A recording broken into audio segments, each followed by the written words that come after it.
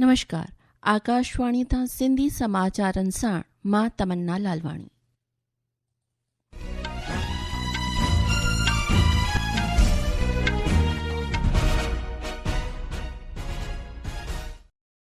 सभ खां अॻु अहम सुर्खियूं। प्रधानमंत्री नरेंद्र मोदी अॼु ओलह बंगाल ऐं असम में 5 नयुनि अमृत भारत एक्सप्रेस रेलगाॾियुनि खे रवानो कंदो। आम हवाई उॾाम डायरेक्टोरेट DGCA गुज़िरियल महीने उॾामुनि में देर ऐं रद्द करण जी तहमत हेठि इंडिगो एयरलाइंस मथां 22 करोड़ रुपयनि खां वधीक जो ॾंढ मढ़ियो। राष्ट्रीय इम्तिहान एजेंसी NTA JEE मेन 2026 इजलास पहिरें इम्तिहान लाइ एडमिट कार्ड जारी कया। प्रधानमंत्री विश्वकर्मा हाट 2026 जो शुभ आरंभ अॼु खां दिल्लीअ में थी रहियो आहे ऐं भारत न्यूज़ीलैंड विच में टियों ऐं आख़िरी ODI मैच अॼु इंदौर में। ख़बरूं तफ़सीलवार ॿुधंदा।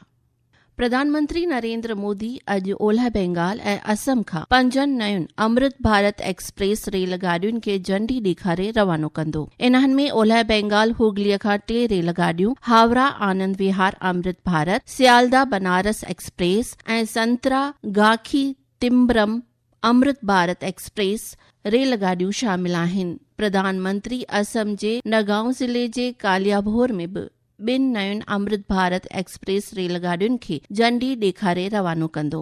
इन्हनि में कामाख्या रोहतक अमृत भारत ऐं डिब्रूगढ़ लखनऊ अमृत भारत एक्सप्रेस शामिल आहिनि। तफ़सील असांजे खातूअ खां।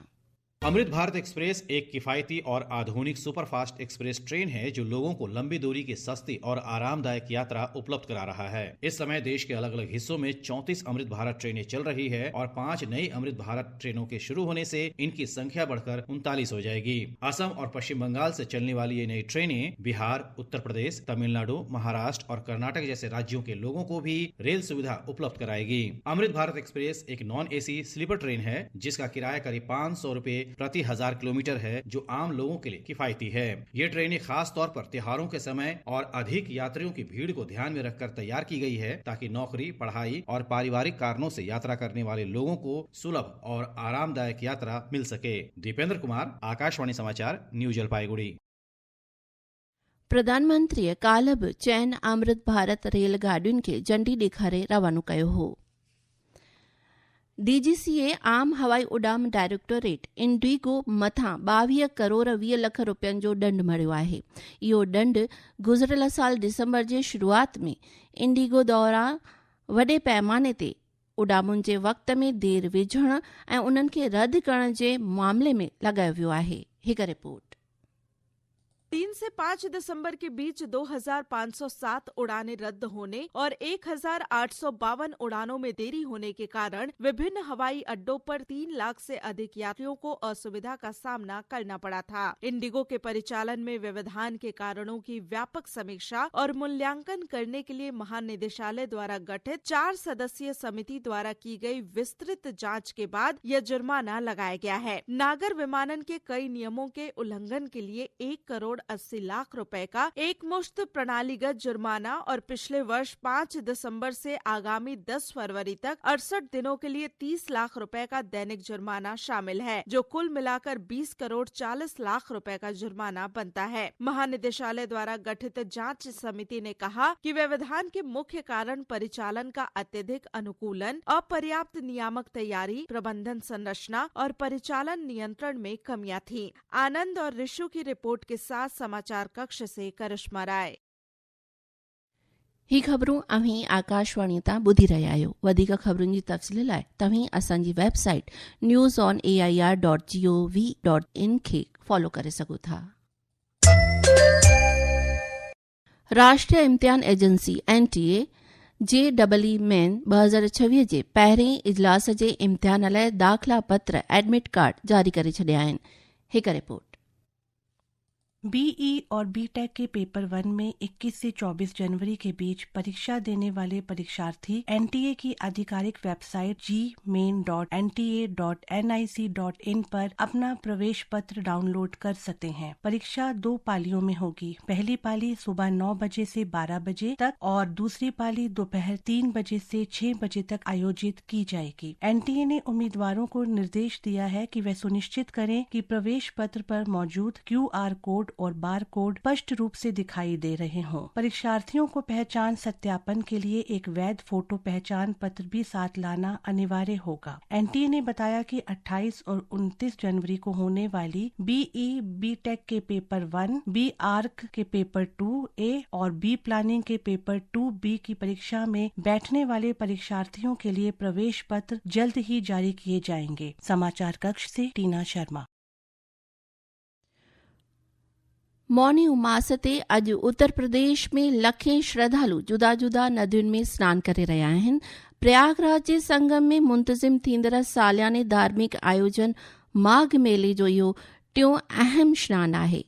हिक रिपोर्ट। मौनी अमावस्या का आज मुख्य पर्व है और 12 बजे से ही स्नान चल रहा है। लगातार श्रद्धालुओं का आने का क्रम बना हुआ है। हर घाट पे बड़ी संख्या में श्रद्धालुगण आ रहे हैं। उनका निकासी का भी निर्धारित रूट है, उसका भी वो लोग पालन कर रहे हैं और किसी भी श्रद्धालु को अभी तक कोई समस्या नहीं आई है। सारे हमारे अधिकारीगण अलर्ट मोड में ड्यूटी पे तैनात हैं। प्रधानमंत्री विश्वकर्मा हाट 2026 जो शुभ आरंभ अॼु खां दिल्लीअ में थी रहियो आहे। प्रधानमंत्री विश्वकर्मा योजना तहत शिल्पकारनि ऐं कारीगरनि खे समर्पित इन निमाव जो महूरत सूक्ष्म नंढनि ऐं विचोलनि उद्योग मंत्री जितन राम मांझी कंदो। प्रधानमंत्री विश्वकर्मा हाट 2026 जो मक़सद देश जे खुशहाल रिवायती शिल्प कला जी विरासत जो निमाव करणु आहे। भारतीय साहिली हिफ़ाज़ती अमलो, श्रीलंका साहिली हिफ़ाज़ती अमलो ऐं मालदीव राष्ट्र रक्षा अमले जो 17हों टिपख अभ्यास दोस्ती काल्ह मालदीव जे माले में शुरू थियो। बंदरगाह तबके ते इन जो अभ्यास जारी आहे, जंहिंमें सहकारी भावती अभ्यास शामिल आहे। इन खां पोइ भारतीय साहिली रक्षा अमले जा ॿेड़ा ऐं जहाज़ सामूंडी तबके में हिसो वठंदा। इन खां अॻु भारतीय साहिली हिफ़ाज़ती अमले जे डायरेक्टर जनरल परमेश शिवमणिया भारत जे पाड़ेसरी पहिरीं नीति ऐं सागर दृष्टिकोण खे 2 पख सहकार खे हिमथाइण जे मक़सद सां मालदीव राष्ट्र साहिली हिफ़ाज़ती अमलनि जे वॾेरनि सां मुलाक़ात कई। भारत में अमेरिका जे एलची ऐं ॾखण तोड़े विच एशिया जे ख़ासि एलची सर्जियो गोर काल्ह मुंबईअ में ताज पैलेस होटल में आयल 26/11 यादगार जो दौरो कयो। मौके ते हुन 6 अमेरिकी नागरिकनि समेत 26/11 आतंकी हमले में जान विञाईंदड़ 166 माण्हुनि खे यादि कयो ऐं सलामती अमलनि जी वीरता जी तारीफ़ कई। हिक सोशल मीडिया पोस्ट में अमेरिका एलचीअ उमीद ज़ाहिर कई त अहिड़ियूं घटनाऊं वरी न थियनि। हुन चयो त राष्ट्रपति डोनाल्ड ट्रंप जे अयामकारीअ में हुननि हमलनि जी साज़िश कंदड़ तहवूर हुसैन खे न्याय लाइ कटघरे में खड़ो करण लाइ भारत जे हवाले कयो हो।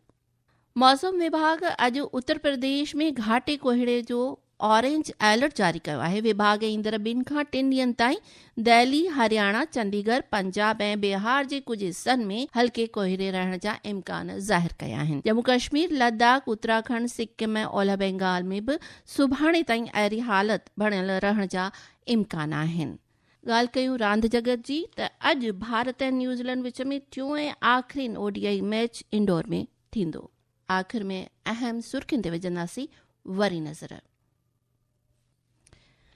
प्रधानमंत्री नरेंद्र मोदी अॼु ओलह बंगाल ऐं असम में 5 नयुनि अमृत भारत एक्सप्रेस रेलगाॾियुनि खे रवानो कंदो। आम हवाई उॾाम डायरेक्टोरेट DGCA गुज़िरियल महीने उॾामुनि में देर ऐं रद्द करण जे तहमत हेठि इंडिगो एयरलाइंस मथां 22 करोड़ रुपयनि खां वधीक जो ॾंढ मढ़ियो। राष्ट्रीय इम्तिहान एजेंसी NTA JEE मेन 2026 इजलास पहिरें इम्तिहान लाइ एडमिट कार्ड जारी कया।